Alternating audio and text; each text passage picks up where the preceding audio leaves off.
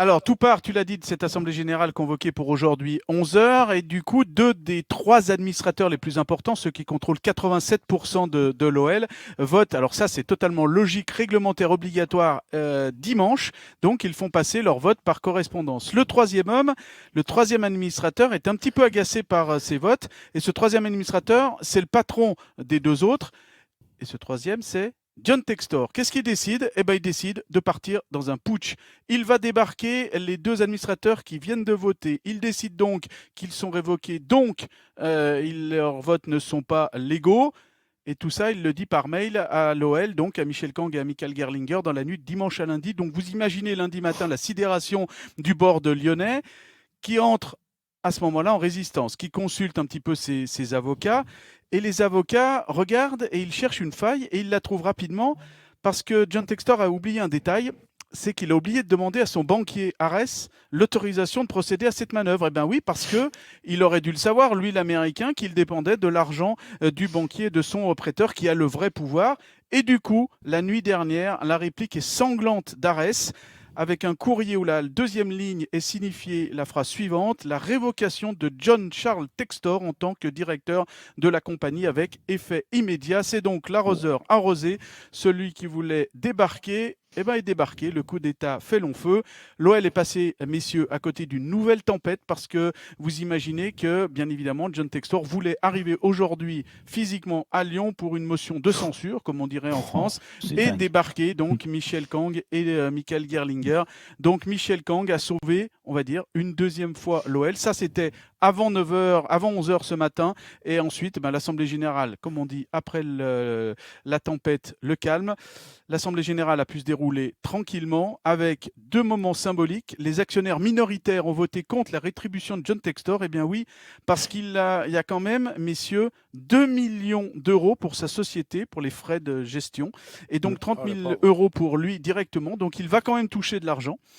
C'est un geste symbolique de ces actionnaires minoritaires. Et surtout, deux salles, deux ambiances. Michel Kang, elle, a proposé la résolution numéro 7, selon laquelle elle ne touchera rien de l'OL cette saison. Bravo, Madame Kang. Faut-il bannir John Textor du monde du foot? Comment vous réagissez déjà à ce putsch? De toute façon, moi, ce que j'ai.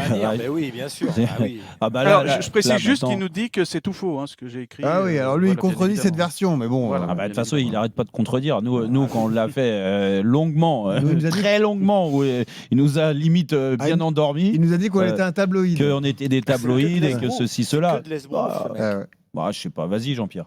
C'est que de l'esbrouf, ce mec. C'est à chaque fois que il fait tout et rien, en fait. Il propose, il fait de la cavalerie partout, il achète, il va prendre des joueurs qu'il a déjà dans un autre club pour le mettre, il paye pas. Enfin bref, c'est la magouille à temps complet, quoi.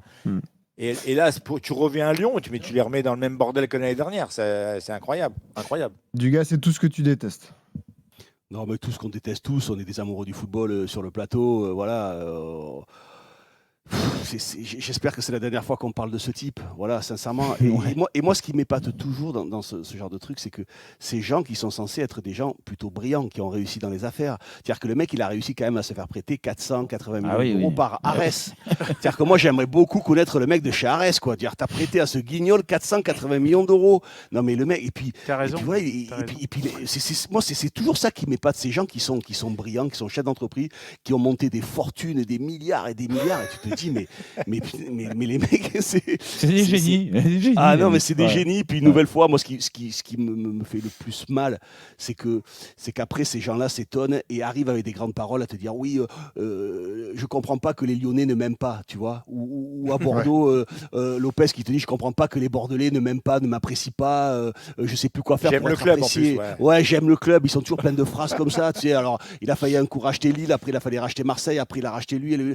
Voilà, tout c'est lui, c'est Botafogo, après c'est Lyon, après c'est le club belge, après c'est ces gens-là. Crystal Palace, il avait aussi. Crystal Palace aussi. Enfin, c'est ça qui est terrible, c'est qu'ils jouent en toute impunité et sans aucun respect, sans aucune limite. Voilà, sans aucune limite. Ils s'en foutent de perdre de l'argent. Avec nos clubs, avec nos maillots, avec avec ce qu'on a pu faire, quoi, et ce qu'on a pu aimer. Nous, c'est l'amour simple, noble. On a tous été, moi, à Chabandelmas quand j'étais petit, quand j'avais 7, 8 ans, 9 ans. d'enfance, c'est des souvenirs de vie, alors qu'eux, ils arrivent, ils te saccagent tout ça avec mépris, sans aucune... Je suis choqué qu'on puisse montrer aussi peu d'humanité en définitive, parce qu'il y a des gens, comme le disait tout à l'heure la supportrice de l'OM, qui font 700, 800 km, qui payent des centaines d'euros ou des milliers d'euros par an pour aller voir leur équipe préférée, qui achètent des maillots, et moi, c'est cette inhumanité qui me file la gerbe en définitive, tu vois. Non, mais là où tu as raison là-dessus, sur la relation humaine qui n'a pas, c'est que tu imagines quand même ce qu'il tente, là, le coup d'État qu'il a tenté. Imagine juste ça marche. Ouais, il revient à Lyon. Alors que comme Lyon ça. se relève de manière admirable. Non mais quel but, parce que sûr. de toute façon tu sais que tu vas pas être le bienvenu, de toute façon que tu peux pas rester. Mais le mec il en a rien à carrer en fait. Il se dit bah écoute tiens, vous m'avez fait du mal, parce que lui c'est ce qu'il pense. Vous m'avez fait du mal à me retirer. Là l'équipe elle va bien. Et bah écoute c'est quoi, je vais virer l'équipe dirigeante aujourd'hui et je vais revenir. Non mais c'est ça c'est complètement fou quoi. Lyon Edouard, on est sûr que Lyon on est définitivement débarrassé d'ailleurs. Oui, bah là, Arès a là, décidé. Physiquement, il n'est plus là parmi ces 3 administrateurs. D'ailleurs, il a été coopté un autre administrateur pour la structure OL Football Group. Donc là, il n'y a pas de souci. Alors après, il peut y avoir des batailles juridiques et financières qui vont avoir lieu dans les coulisses et qu'est-ce dans qui le se passe dans pour le secret, Botafogo en fait. Bah voilà, bah après, t'as raison, Jean-Pierre, parce que derrière, c'est en train de tout s'effondrer. Molenbeek, il y a un petit moment, l'OL l'année dernière, et Botafogo, c'est en train de tout exploser également. Donc, et là, au niveau de l'argent. Oui, exactement. Ouais. En sachant qu'au départ, lui, il a dû mettre 5 millions à peine. Voilà, Édouard, bravo encore. Moi, je peux pas les rencontrer, moi, les mecs de Arès, là, j'ai besoin d'un peu d'oseille. Non, mais je les mets, les 5 millions, moi, ça va aussi. Pour 480, qui rachète Bordeaux. Je vais les trouver, les 5 millions. Je sais pas où, mais je vais les trouver. Je vais me les faire prêter aussi. Merci, tu parles anglais couramment. cher. Tu parles anglais couramment avec des notions fiscales et financières. Mais pour 480 millions, je vais l'apprendre en anglais à une vitesse, t'imagines même pas.